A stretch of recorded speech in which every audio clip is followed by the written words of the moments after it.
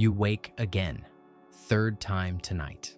No noise, no light, just that quiet, steady pressure in your lower belly, that persistent need to get up, shuffle down the hallway, and stand there in the cold dark, waiting for a stream that once came with strength and certainty, now reduced to hesitation and dribble. You wash your hands, avoid your reflection, and crawl back under the covers, hoping sleep will come quickly. It doesn't. If you're a man over 60, this probably sounds familiar. And if it doesn't yet, it may soon. You're not broken. You're not alone. And no, this isn't just what getting old has to look like. We've been quietly sold the idea that decline is the price we pay for age, that the best we can do is patch up problems as they come. But I want to offer a different possibility today, one that's quiet, simple, and grounded in daily living. Because while the prostate, that walnut-sized gland tucked beneath your bladder, may not be something you think about often, I can tell you this. It remembers how you've treated it. And perhaps more importantly, it still responds to how you live today. I've been in men's health for decades. I've seen thousands of patients walk through my door, often with that same look in their eyes, weariness, frustration, and a quiet fear they rarely say out loud. Not about death, not even about cancer, but about losing control. Losing the parts of themselves that made them feel strong, capable, desirable. There was one man, I'll call him Frank, who came to me at 64. Retired early, once proud of his work as a carpenter, always working with his hands, sharp eyes, a steady gait. But now, he shuffled when he walked. He'd been up 5 times the night before, he told me. Couldn't finish a pee in one go. He felt embarrassed during intimacy with his wife, said she never complained, but he saw it, the concern in her eyes. And more than any of that, he felt smaller, not just in body, but in spirit. Like I'm fading, he said. I listened. I examined. We ran labs. There wasn't anything catastrophic. No cancer, no severe obstruction, just a classic case of benign prostatic hyperplasia. BPH, it's common. In fact, more than half of men in their 60s have it. The tissue grows gently but persistently, squeezing the urethra, slowing the flow. It happens quietly, gradually, like a creeping vine around a pipe. But what many don't realize is how much power we still have, not to erase time, but to guide it, to soften its impact, to gently redirect the body back toward balance. Frank didn't need surgery. What he needed was consistency. I guided him through a few key changes, and within months, he wasn't just peeing better, he was standing taller, sleeping longer, laughing again. Not because of some miracle drug or expensive device, but because he learned to speak to his body in the language it still understood. So today, I want to share with you 3 daily habits, not complicated, not overwhelming, that support and protect the prostate. They're backed by years of medical research and shaped by what I've seen in real lives. But more than that, they're habits rooted in self-respect. But before we go there, let's take a moment to understand what the prostate actually is and why it holds so much power over a man's experience of aging. Picture a small, firm gland, about the size of a walnut, nestled just below the bladder. The urethra passes through its center like a straw through the middle of an apple. It's part of the reproductive system, responsible for producing the fluid that carries sperm, but its role extends far beyond fertility. As we age, this gland often enlarges, not necessarily in a dangerous way, but in a way that tightens its grip on the urethra, making urination more difficult, slower, incomplete. But here's the thing, most men don't know. The prostate is deeply influenced by hormones, blood flow, inflammation, and stress. It's not an isolated structure. It's part of a living, breathing system, and systems can change. So let's start with the first and perhaps most overlooked habit, movement. Your pelvic region is like a crossroads. It's where blood, nerves, and lymphatic channels all converge. When we sit too long, and let's be honest, many of us do, we create stagnation in that space. Imagine a stream being blocked by leaves and debris. The water slows, gets cloudy, starts to smell. That's what happens in the body when circulation in the pelvis diminishes. One patient of mine, Henry, a retired bus driver, used to sit 10 hours a day. "Doc, my legs are fine, but I just don't have the urge anymore. And he told me no desire for sex, no urgency to pee. He'd just feel bloated, sluggish, dulled. He thought it was age. I thought it was congestion. I had him start with 10 minutes of walking after each meal, just around the block. Then we added in a few gentle stretches for his hips and lower back. Nothing fancy, no gym, no sweat. And in 3 weeks, things started to shift. His sleep improved. His bowel movements were more regular. And slowly, he began to feel things again, physically, emotionally, because motion is medicine, especially in the pelvis. Gentle activity increases blood flow, reduces inflammatory chemicals, and supports testosterone production. And testosterone, as you likely know, is a key hormone in maintaining prostate health and male vitality. I'm not telling you to become a jogger or buy expensive workout gear. I'm asking you to reclaim movement as a daily conversation with your body. Even just a morning walk while the sun rises or standing stretches during TV commercials can stir the waters.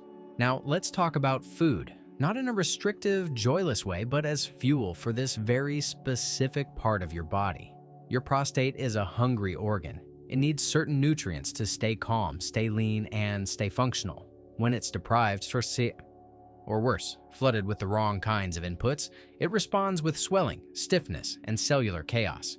Think of it like tending a garden hedge. If you feed it the right minerals, prune it gently, and protect it from pests, it stays neat, contained. But neglect it or overfeed it with junk, and it becomes overgrown, twisted, invasive. One of the best nutrients for the prostate is lycopene, a powerful antioxidant found in cooked tomatoes. Yes, cooked. Your body absorbs lycopene far more efficiently when tomatoes are heated. A simple bowl of tomato soup or a spoonful of tomato paste in your dinner sauce can make a difference over time. Then there's zinc, found richly in pumpkin seeds. Zinc helps regulate testosterone and plays a role in preventing prostate enlargement. Just a small handful of pumpkin seeds in the morning, or sprinkled over a salad, is enough to keep the levels steady. Cruciferous vegetables like broccoli, cauliflower, and Brussels sprouts support hormone balance by helping the body clear excess estrogen. Yes, men have estrogen too. And when that balance is off, the prostate suffers. I had one patient, Luis, in his late 50s, who was skeptical. "You really think broccoli is going to help me pee better?" he joked. But we made a deal. He'd add 1 serving a day for 6 weeks. That was it. When he came back, he told me something unexpected. "Doc, it's not just the peeing. I feel clearer, like I've been underwater and just came up for air. The food you eat doesn't just feed your stomach. It communicates with your cells, with your hormones, with your energy, and over time, it reshapes your future." But here's where I want to pause for today. Because while movement and nourishment lay the foundation, there's one more daily habit, often the most powerful and the most overlooked, that we'll explore next. It has nothing to do with exercise or diet. It's quieter, more personal, and it lives in that invisible space between stress and stillness. But I'll leave you here for now, reflecting on the truth that your body is not just deteriorating, it's listening, waiting, responding. These small daily choices aren't just about health. They're about restoring something deeper, your connection to yourself. We'll continue soon, and when we do, I'll guide you into the part of healing that happens not in the body, but in the nervous system, where peace, sleep, and renewal begin. There's something most men carry inside them that we rarely speak of. It isn't disease, it's pressure, the invisible kind. The weight of decades, of responsibility, of expectation, of silent endurance. It builds in the body slowly, like steam in a closed pipe.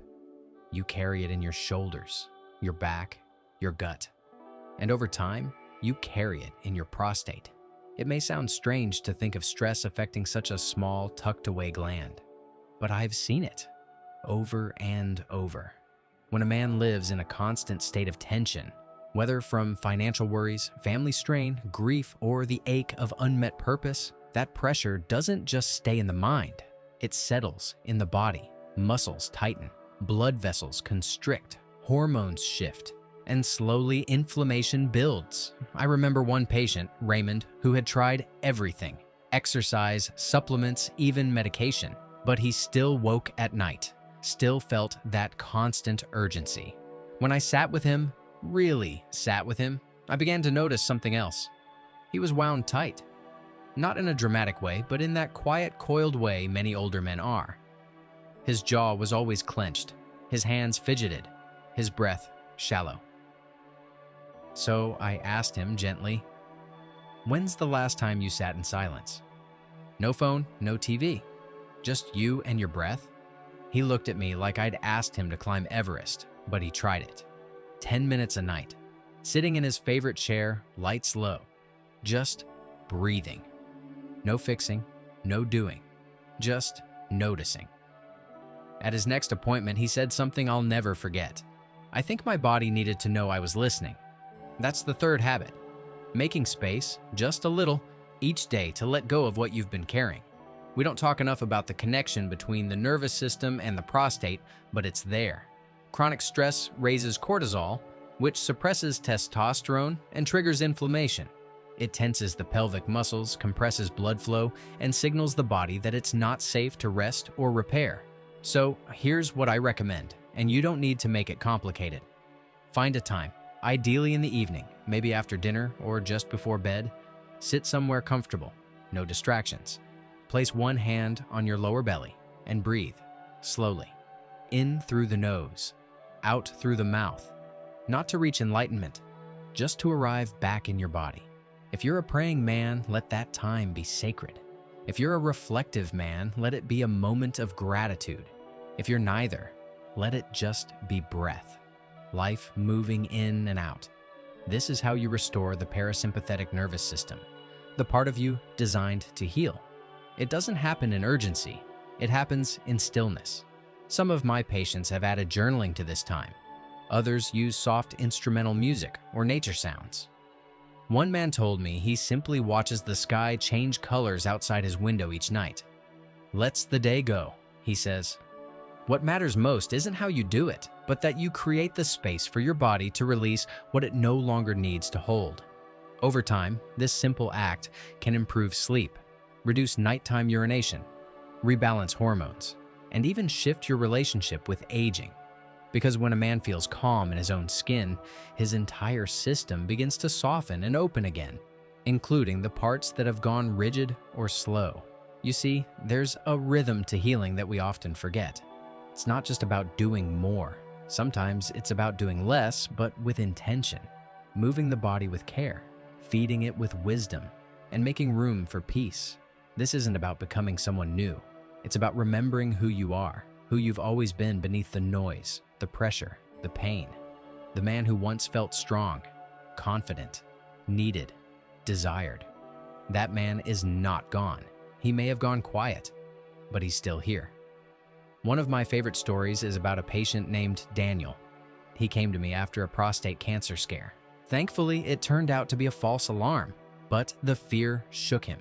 He said he felt like he was on borrowed time, that something essential had changed. We talked not just about his labs or his scan, but about how he wanted to live going forward. What would it look like, I asked, to treat your body like it still wanted to serve you? He got quiet. Then he said, "I think I'd start by listening to it." So he did. He began walking every morning, even when he didn't feel like it. Swapped out processed meats for salmon and greens, added cooked tomatoes to his stews, took 10 minutes each night to sit and breathe beside his wife. And slowly, not dramatically, but steadily, things changed. He slept better. He laughed more. He felt present, not like a man trying to escape illness, but a man returning to himself. That's what this video is about, not preventing one disease or chasing one number. It's about reclaiming connection with your body, with your energy, with the parts of you that still want to be alive, alert, and engaged in this chapter of life. Because here's the truth most men aren't told. Your body hasn't given up on you. Even if you've ignored it, even if you've been angry at it, even if you've felt betrayed by it, it's still here, still listening, still responding to the choices you make each day. And those choices don't have to be grand, they just have to be real.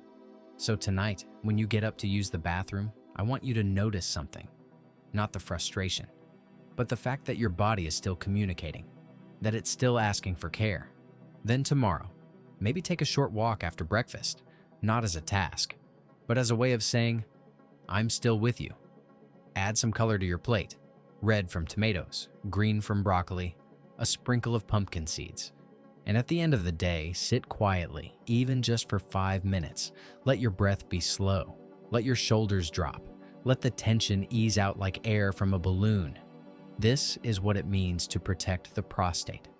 Not with fear, not with urgency, but with consistency, with care, with attention. You don't need to become a health nut. You don't need to chase youth. What you need, what your body craves, is your steady presence. And if this video speaks to you, I invite you to share it. Maybe with a brother, a friend, a son. Because most men aren't talking about this, not because they don't care, but because they've been taught not to. And that silence, it's costing us sleep, intimacy, peace. I'm Dr. Michael Hanks, and I've walked beside many men like you. Men who thought they were too far gone. Men who felt ashamed. Men who just wanted to feel whole again. And I'm telling you now, it's not too late. You are not too late. Your story doesn't end with decline. It continues with small, patient steps, with breath, with movement, with nourishment, with rest. So wherever you are right now, watching this from a kitchen stool, a recliner, maybe your bed, I want to thank you for listening, for considering a new path, for choosing to care. And if something in this video stirred something in you, hold on to it. Let it guide you, one day at a time. The prostate may be small, but the impact of caring for it, with presence, with purpose, is enormous. You deserve a body that serves you, a mind that trusts you, a night of sleep without interruption, a day that begins without dread, and it all begins with how you live today. Thank you for being here.